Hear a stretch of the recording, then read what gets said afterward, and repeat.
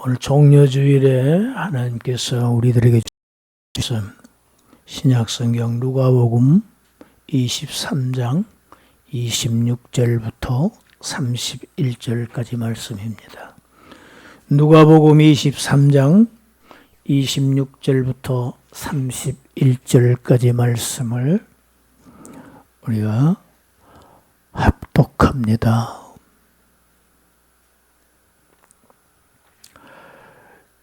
그들이 예수를 끌고 갈 때에 시몬이라는 구레네 사람이 시골에서 오는 것을 붙들어 그에게 십자가를 지워 예수를 따르게 하더라. 또 백성과 및 그를 위하여 가슴을 치며 슬피 우는 여자의 큰 무리가 따라오는지라. 예수께서 돌이켜 그들을 향하여 이르시되 예루살렘의 딸들아, 나를 위하여 울지 말고 너희와 너희 자녀를 위하여 울라. 보라, 날이 이르면 사람이 말하기를 잉태하지 못하는 이와 해산하지 못한 배와 먹이지 못한 젖이 복이 있다 하리라. 그때 사람이 산들을 대하여 우리 위에 무너지라 하며 작은 산들을 대하여 우리를 덮으라 하리라. 푸른 나무에도 이같이 하거든 마른 나무에는 어떻게 되리요 하시니라.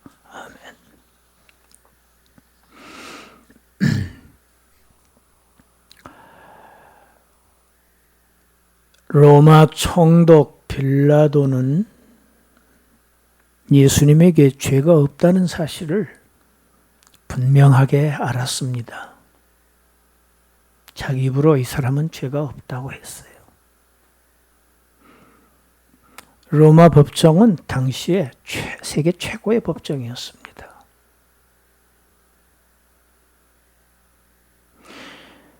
빌라도는 알면서도 군중들의 비위를 맞춘 사람입니다.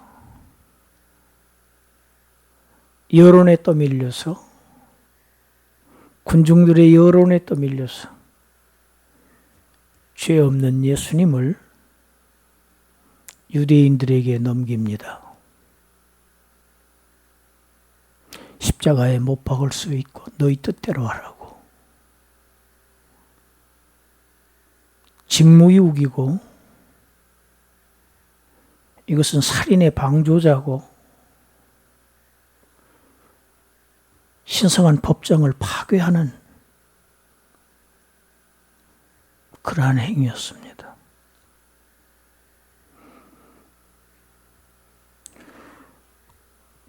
군중들의 여론에 떠밀렸는데 군중들은 어떤 사람들이었습니까? 군중이 항상 정의가 아닙니다. 밀란을 일으키고 살인 강도를 한 바라바를 석방해야 한다고 그것이 옳다고 주장했던 자들이 군중들입니다. 반대로 죄 없는 예수님을 십자가에 못 박아야만 한다고 했던 자들이 군중들입니다. 소리 질렀습니다. 십자가에 못 박아야 된다고. 성경은 이렇게 기록하고 있습니다. 그들의 소리가 이긴지라. 참 우습게도 요즘에도 목소리 큰 사람들이 자꾸 이깁니다. 안 될 것도 자꾸 피켓 들고 다수의 유력을 과시하면서 정부 요소 기관 앞에 가서 매일 큰 소리 치고 피켓을 올리고 내리고 자꾸 하면 또 돼요. 이게 목소리 큰 사람들이 이겨요. 이 세상 그렇습니다. 정의가 항상 이기지 않습니다. 이 군중들은 언제나 자신들의 요구가 정당해요. 그래서 관철시키려고 합니다. 때로는 마지막에는 폭력까지 쓰는 게 군중의 심리들입니다. 여러분, 여론이 꼭 진리 아닙니다. 정의 아닙니다. 여론이 재판의 기준이 되어서는 안 됩니다. 그것은 법치도 아니고 민주주의도 아니에요.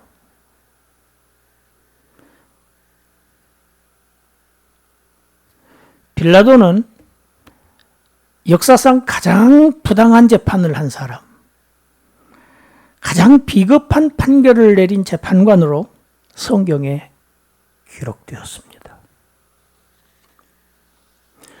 원래 이 십자가형은 로마의 사형제도가 아니고 페르시아의 사형제도였습니다. 그런데 로마가 수입했지요. 그런데 로마에서 이 제도를 아주 제한적으로 집행했습니다. 이 사형, 십자가형은. 반국가 사범 같은, 아니면은 아주 흉악무도한 살인 강도, 이런 자들에게만 집행했지 로마 시민권자에게는 아예 십자가형은 적용의 대상이 아니었습니다.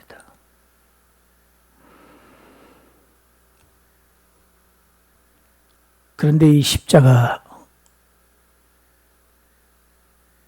형에 처하라고 예수님을 넘기는 것입니다. 빌라도에게서 예수님을 넘겨받은 오늘 26절 주어는 그들입니다.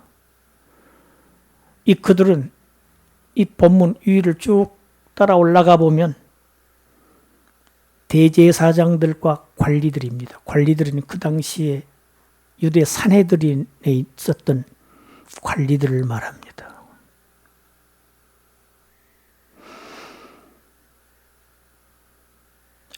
예수님에게 십자가를 집어서 골고다로 끌고 갑니다. 여러분, 끌고 간다고 하는 얘기를 보면 분명히 밧줄로 묶었습니다. 묶어서 끌고 가는 겁니다. 로마 정부는 죄수들에게 자기가 처형될 십자가를 자기 스스로 지고 가게 했어요. 이런 관례를 사용하신 것이 예수님의 제자들에게 하신 말씀입니다. 너희들이 제자들에게 나를 따르려거든 자기를 부인하고 자기 십자가를 지고 따라야 한다. 당시에 그런 시대 상황을 반영한 말씀입니다. 흠도 점도 없으신 하나님의 어린 양이 흉악한 흉악범처럼 밧줄에 묶인 채 지금 골고다로 끌려가는데 그 뒤에 수많은 백성들이 예수님의 뒤를 따르고 있고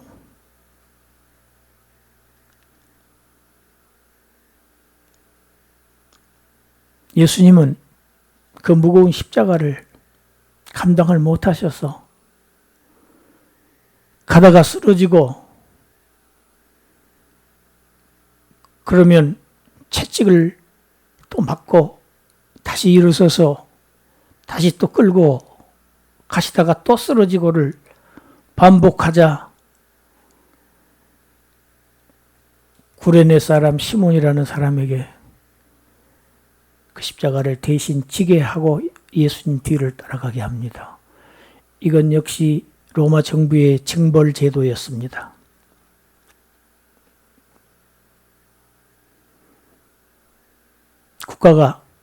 국가의 필요에 의해서 사람을 차출하든지 어떤 운송수단을 차출하든지 하면 응하게 돼 있었어요.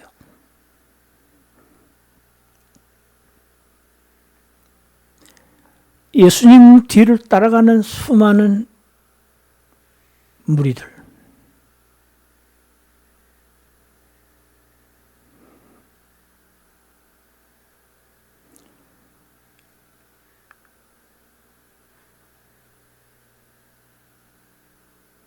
그 중에서 유독 눈에 띄는 한 무리의 여자들이 있었습니다. 성경에는 큰 무리의 여자들이라고 했으니까 상당히 숫자가 많은 겁니다. 이 여자들은 가슴을 치면서 아주 슬피 울면서 예수님의 뒤를 따라갑니다. 이 여인네들은 왜 이렇게 가슴을 치면서 슬피 울면서 예수님의 뒤를 따르는 것일까요?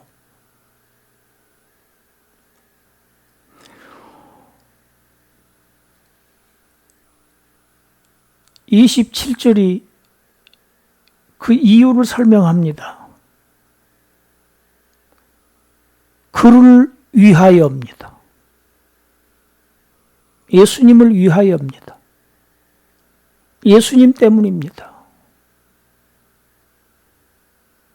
예수님을 위해서입니다.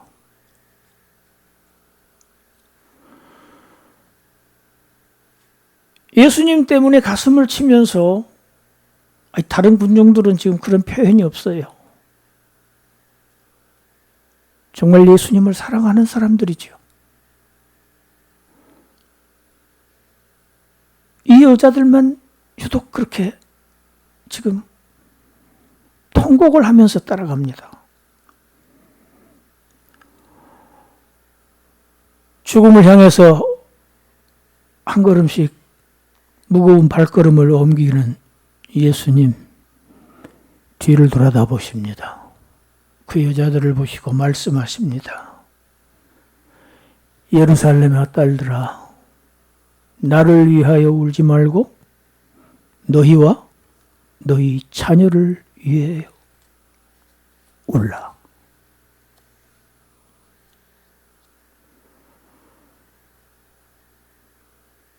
여러분, 이 많은 여자들은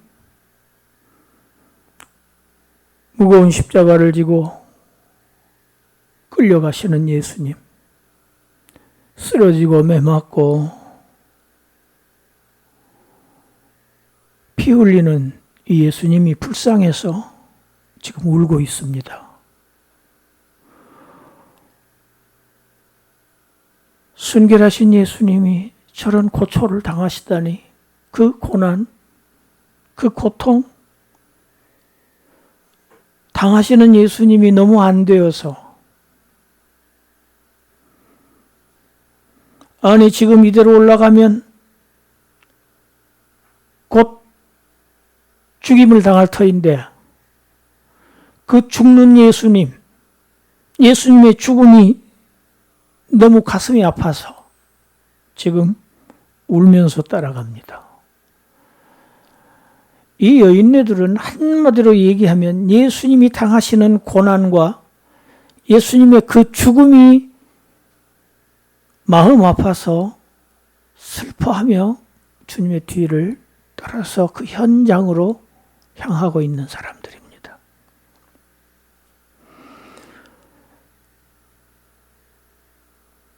끌고 가는 대제사장들과 관리들에 비하면 얼마나 갸륵한 마음들이고 얼마나 사랑스러운 사람들입니까? 그런데 오늘 뒤돌아보며 하신 예수님의 말씀을 우리가 잘 들어보면 이 여자들은 지금 잘못 울고 있는 것이 됩니다. 너희가 나를 위해서 지금 울고 있는 것이라면 너희는 지금 잘못 울고 있는 것이다.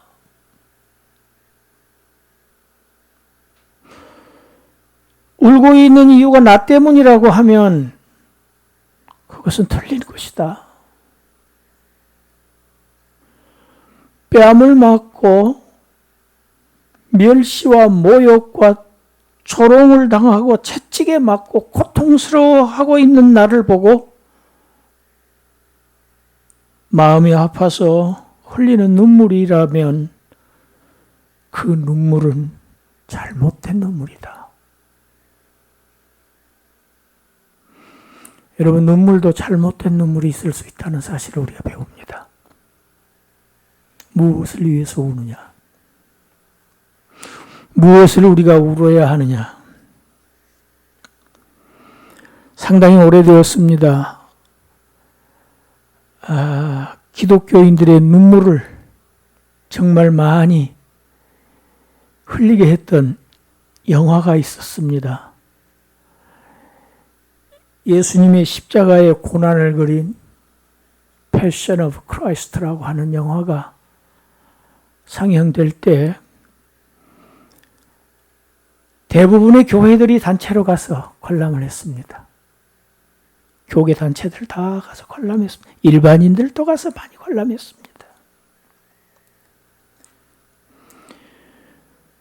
관람하고 극장에서 나오는 사람들 다 손수건으로 눈물을 닦으며 나왔습니다.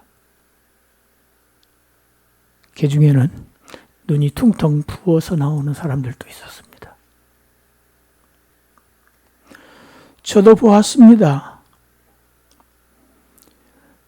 예수님의 고난당하는 모습을 정말로 너무나도 자극적으로 사실적으로 아주 잔인할 정도로 묘사한 영화였어요. 그래서 저는 끔찍했습니다. 슬프다기보다는 너무 끔찍했어요. 많은 기독교인들이 예수님이 당하신 그 고난과 그 고통에 마음이 아파서 이 영화를 보고 울었습니다. 너희가 우는 이유가 나 때문이라고 하면 그것은 잘못된 것이다. 무엇을 울어야 하느냐? 너희 자신, 그리고 너희 자신들의 자녀 때문에 울어야 한다. 너희들 보기에 내가 지금 불쌍해서 우는 것 같은데, 내가 가련해 보이는 것 같은데 진정 불쌍하고 가련한 것은 내가 아니고 너희와 너희 자녀들이다. 예수님 이렇게 바로잡아 주신 겁니다. 무엇 때문에 울어야 하는가? 누구 때문에 울어야 하는가? 무엇을 울어야 하는가? 정말 진짜로 울어야 할 이유는 따로 있다는 말씀입니다.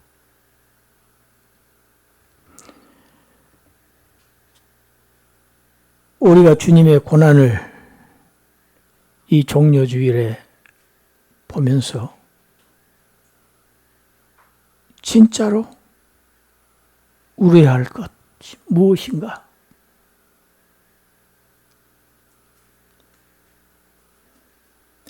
예수님은 도대체 왜, 무엇 때문에 이렇게 참혹한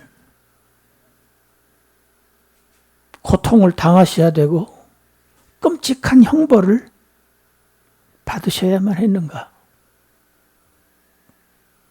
그렇지 않고는 도저히 다른 방도가 없었는가? 하나님께도.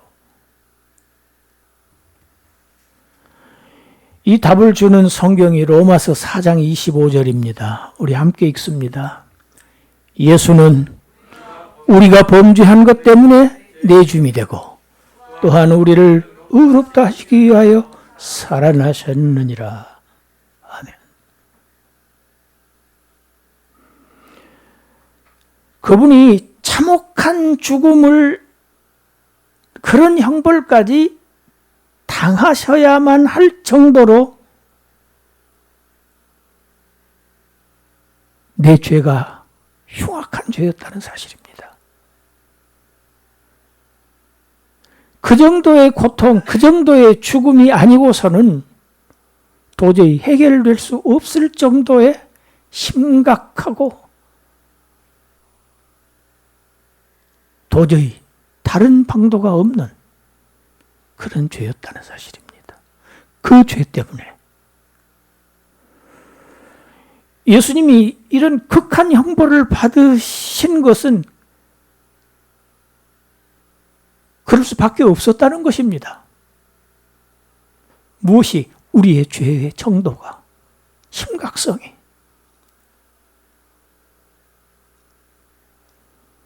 우리의 죄는 우리가 영원히 하나님으로부터 버려져서 영원한 형벌을 받기에 합당한 죄였습니다.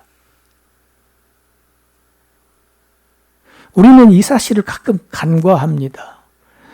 우리의 죄를, 어떤 죄를 범한 한 개별 행위로 우리는 죄를 정의하는 경우가 너무 많습니다. 그렇지 않습니다.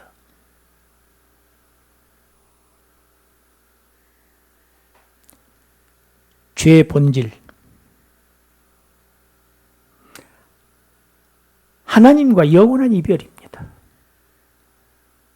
그것이 영원한 불못, 지옥의 형벌입니다.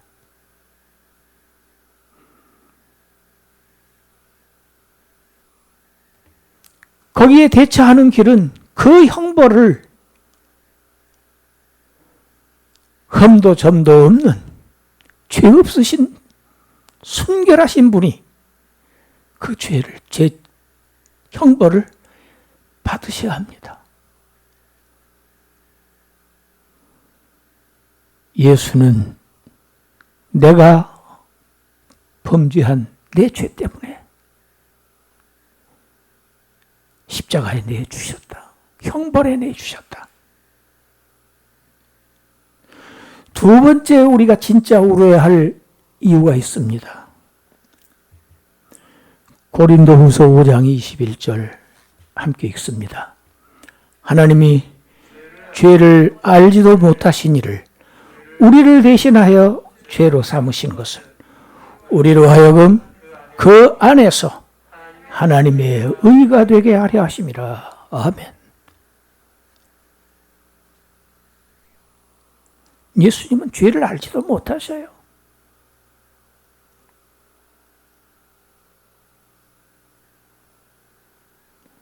그런 분이 나 같은 흉악한 죄인의 죄를 대신 지신 겁니다. 예수님께서 나의 그 추하고 더러운 죄값을 내 대신 받으심으로 내가 그 안에서 하나님의 의가 되었다. 죄 용서함을 받는 은혜를 받았다.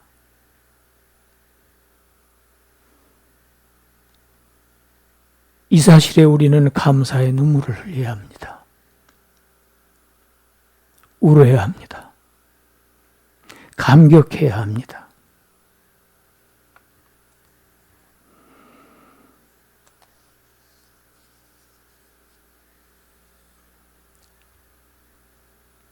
이 여인네들 슬픔과 애통의 눈물을 흘립니다.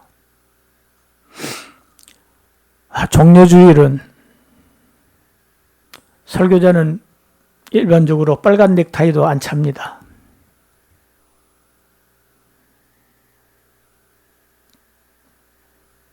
저는 가운을 잘 안 입습니다마는 특별한 절기에만 주로 입습니다마는 아마 대부분의 강대상에 오늘 설교자들 다 검정 가운을 입고 설교를 할 것입니다. 무거운 가운데서 예배가 진행됩니다. 그런데 오늘 본문을 우리가 잘 살펴볼 필요가 있습니다. 여인들은 울고 있는데, 예수님을 울고 있는데 예수님은 그 여인들을 향해서 울지 말라고 하십니다. 아니, 울라고 하십니다. 그런데 다르게 울라고 하시는 겁니다. 십자가는 과연 슬픔과 애통과 고통의 상징인가?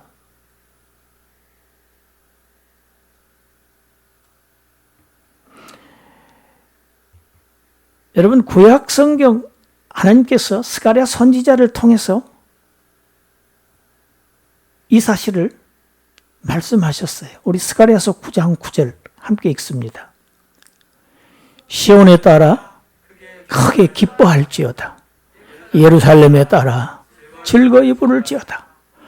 보라, 내 왕이 내게 임하시나니 그는 공의로우시며 구원을 베푸시며 겸손하여서 나귀를 타시나니 나귀의 작은 것 곧 나귀 새끼니라.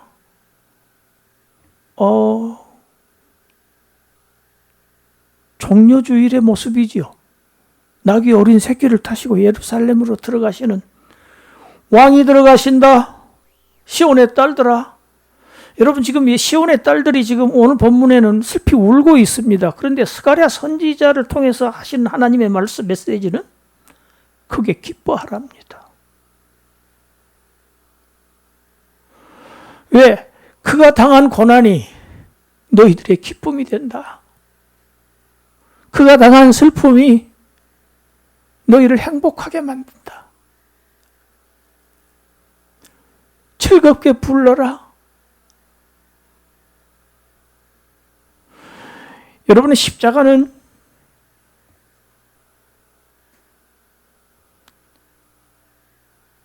영광의 십자가입니다. 죽은 자가 살아나는, 예수의 죽음을 통해서 허물과 죄로 죽었던 자들이 살아나는 놀라운 역사가 일어나게 하는 십자가. 그 십자가는 영광의 십자가예요. 성도들에게는 기쁨의 십자가예요. 주님이 내리신 내가 받을 형벌을 받으심으로 인해서 내가 영원히 나의 모든 죄가 허리만한 죄도 없이 다 아예 처음부터 짓지 않았던 것처럼 용서함을 받았다는 이 기쁜 사실.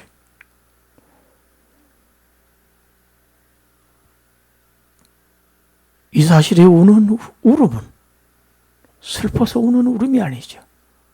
감사의 울음이고 감격의 눈물입니다. 우리가 세 번째로 진짜로 울어야 할 일이 있습니다.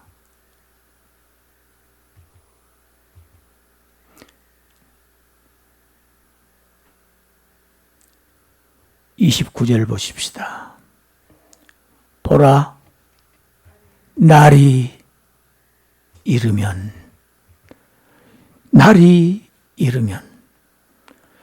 누가복음 17장 22절에 예수님께서 얘기하신 말씀하십니다.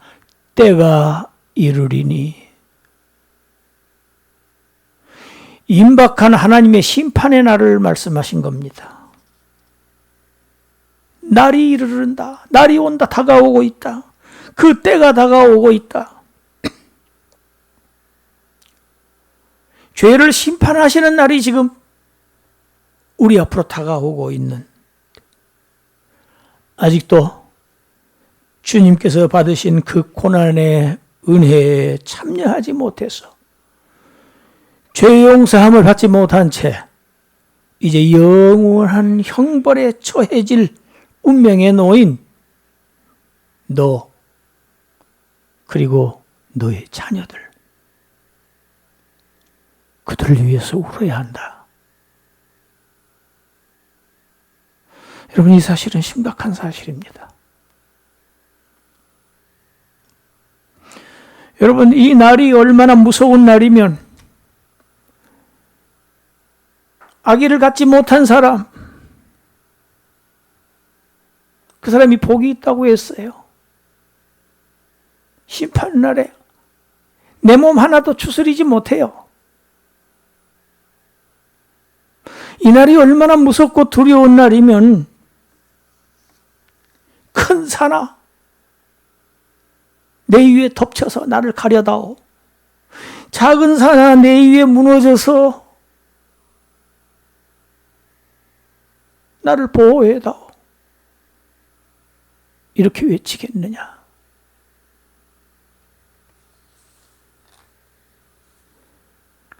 푸른 나무에도 이같이 하거든 마른 나무에는 어떻게 되리요?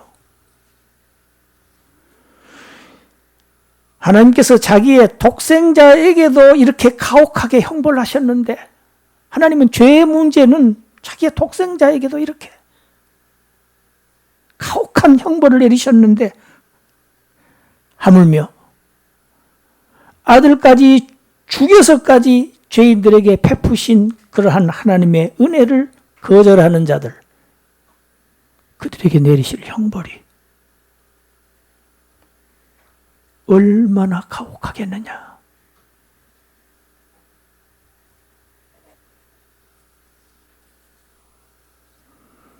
오늘이 종려주일입니다. 예수님께서 예루살렘 성으로 들어가시는 날입니다. 예수님은 그 성에서 자신이 어떻게 될 줄을 다 아시고 죽음을 맞으러 자기의 발걸음으로 스스로 걸어 들어가십니다. 호산나 호산나 이제 우리를 구원하소서 외치면서 자신들의 겉옷을 벗어서 땅에 깔며 카페트를 만들어서 주님을 환영했던 수많은 유대인 군중들. 며칠 후에 그들은 돌변합니다. 십자가에 못 박으라고 고래고래 소리 지르는 군중들이 바로 그 사람들입니다. 구원이 무엇입니까?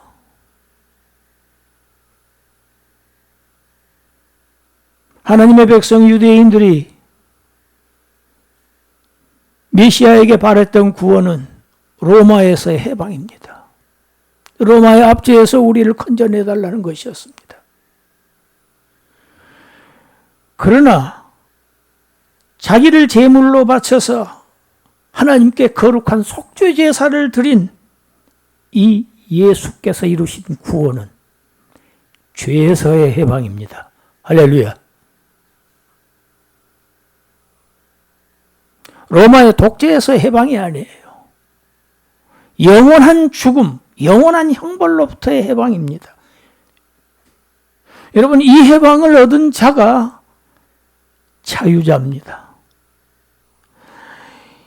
죄에서 자유를 얻은 자가 평화의 나라, 하나님의 나라의 백성들입니다. 로마의 압제를 받고 있다고 해서 로마의 압제에서 풀려난다고 해서 진정한 자유를 얻는가? 그것은 지극히 작은 일부분에 불과합니다. 우리의 현실, 우리를 구속하고 있는 일들이 너무 많습니다. 거기에서 벗어나는 것도 아주 작은 자유일 수는 있습니다. 그러나 자유라는, 여러분, 이 자유는 원래 하나님의 것입니다. 진정한 참 자유는 어떠한 제약으로부터 자유로운 하나님만의 것입니다. 그분께서 천지를 창조하실 때 아담에게 그 자유를 주셨습니다. 그런데 그 우리의 조상이 그 자유를 오용하고 남용하고 하나님의 뜻에 반하게 사용된 결과 인류의 운명 자유 없고, 여러분, 하나님의 종이 될 때에 진정한 참 자유자가 됩니다. 내가 스스로 나서서 자유를 쟁취하려고 할 때, 하나님 없이 자유를 쟁취하려고 할 때 그건 마귀의 종으로 전락하고 맙니다. 정말 하나님이 종이 되면 진정한 자유자가 됩니다. 이번 고난주간에 우리는 나의 죄 때문에 또 나 같은 죄인이 그 모든 죄를 사함받다는 사실에 울고 아직도 이 은혜를 받지 못한 우리의 가족, 친척, 이웃들을 위해서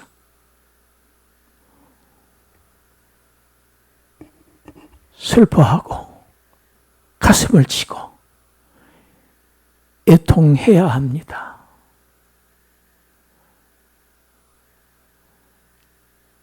동시에 고난의 십자가를 신 주님께 감사와 찬송을 올리고 우리의 미래를 위해서 우리가 보다 더 헌신할 것을 각오하며 결심하는 그러한 복된 종료주일이 되시기를 주님의 이름으로 축원합니다. 오늘부터 한 주간 이제 고난주일로 들어갑니다. 마음을 여미고 이 기간의 의미를 우리가 다시 한번 새기는 그러한 저와 여러분이 되시기를 간절히 원합니다. 기도합니다. 하나님,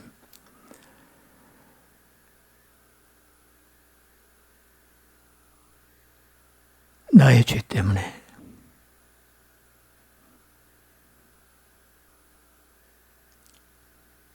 처참한 잔인한 처형을 받으신 우리 예수님을 다시 한번 생각하게 하시고